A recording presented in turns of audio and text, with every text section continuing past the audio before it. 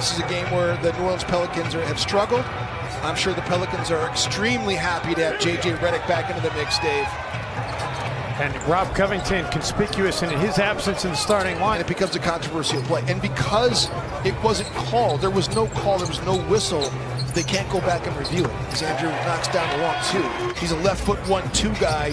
He will hop into shots as well, but Jang knocking down the triple. That's a good sign for him. New Orleans plays last night. They got to get on a plane and come to the great white north up here where it's so snowy and cold right now. Derek Favors knocks it in. Second round picks. That was what it cost the Pelicans to get Derek Favors out of Utah. Wiggins able to connect. Good news is Zion is showing signs of starting to be able to get back as Ingram works the rebound and takes the contact. Miserable start for the Pelicans, including this 13-game losing skid, Jim. It has a lot of other teams in the NBA starting to circle around them like vultures. Is Redick able to connect? Is he going to be available? And you can't blame other NBA teams for wanting to try and see if the Pelicans might want to be sellers. He's getting a lot of playing time, but he has really proven his value to this Wolves team.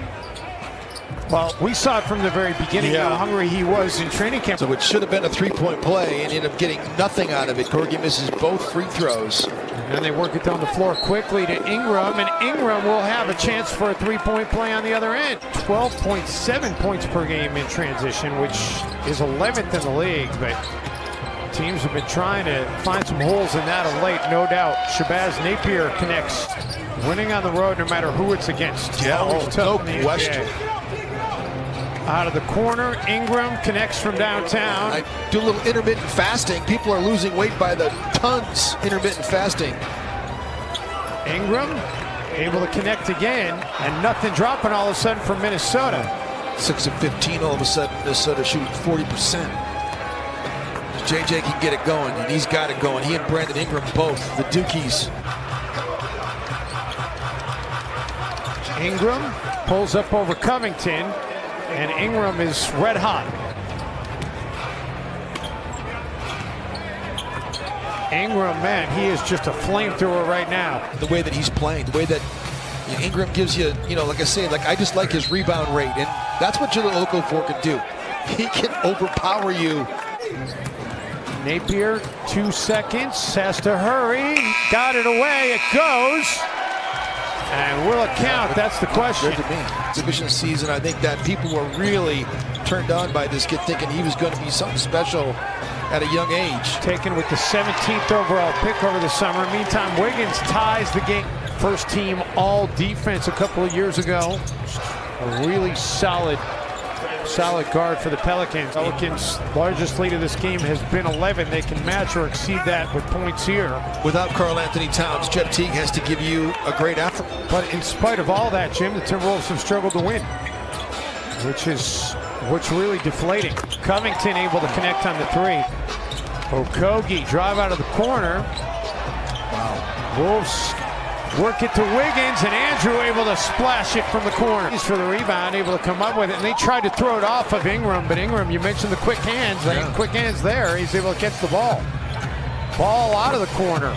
Drills the triple. Great kid by all accounts, too. The folks in LA speak really highly of him. Wiggins, no. Gorgie offensive rebound, and then the dunk. I mean, they've made 15 field goals. They've only got 6 assists.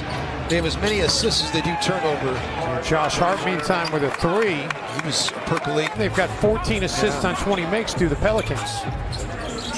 Josh Hart last night had 14 points, 9 rebounds. Got it started really early, too. He's 4 for 4 from outside the arc. Hart fires ahead. Ingram 3, and he is able to connect. Good contest by Cove. And then Teague with the quick outlet, but it's an errant pass taken away by New Orleans. Ingram, Gorgie Jang trying to collect the charge. Covington with a rebound.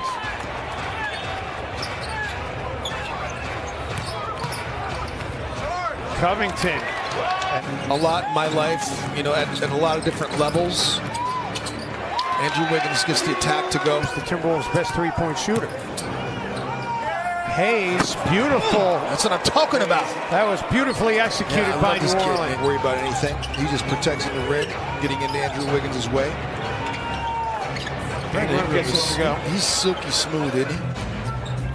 Granted, they played some tight games, including overtime last night against Brooklyn, as Keita Bates-Diop able to get it to go. Dallas twice, Phoenix, Detroit, at Milwaukee, at Philly, Orlando, and Brooklyn. Wiggins, there we go. Off the turnover, chance for an and one.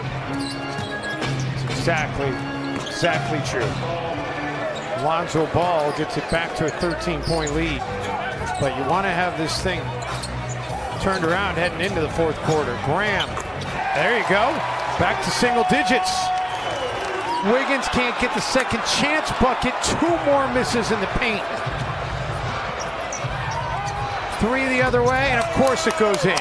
Of course, at Duke, and then he had the shoe incident last year. Oh yeah, late in the season at Cameron Indoor. Lonzo Ball with the take and make, part of that 2016 championship team. Jason Hart, of course, you're going back into my Syracuse, baby. Well, he's a former Timberwolves to be reckoned with too. I think he's gonna develop into a good player. Being a rookie, being young, he's gonna get better. Darius Miller, a guy that they were counting on, but he tore his Achilles during summer workouts. All right, chipping away. Moore, baseline drive. Holiday out of the corner.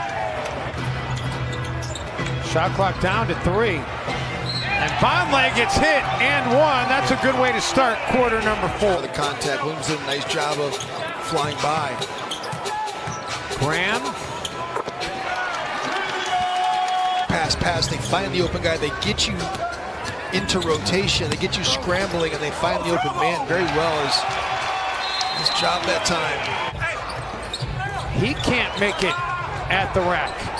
Hart.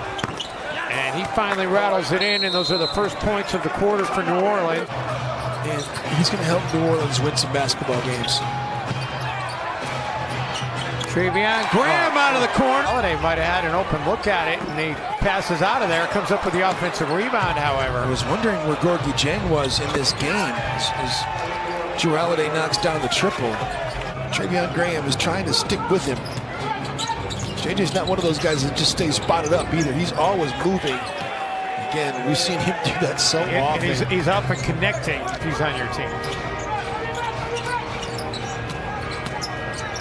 Hart able to get it to go. Holiday gets free again. Great job. They just a dynamic ball handler scorer that can fit Karl Anthony Towns to open up all the things. I mean, there's a whole instruction manual of Karl Anthony Towns. Would have its losing skid over with. By the way, I have the answer for you, at least under Alvin Gentry. Yeah. AD was 145 and 183. Ingram, a block foul called here on Gorgui Dieng, so Ingram with a chance for an and one to take on the Warriors next. Then at Portland, and then they play the Denver Nuggets on Christmas Day.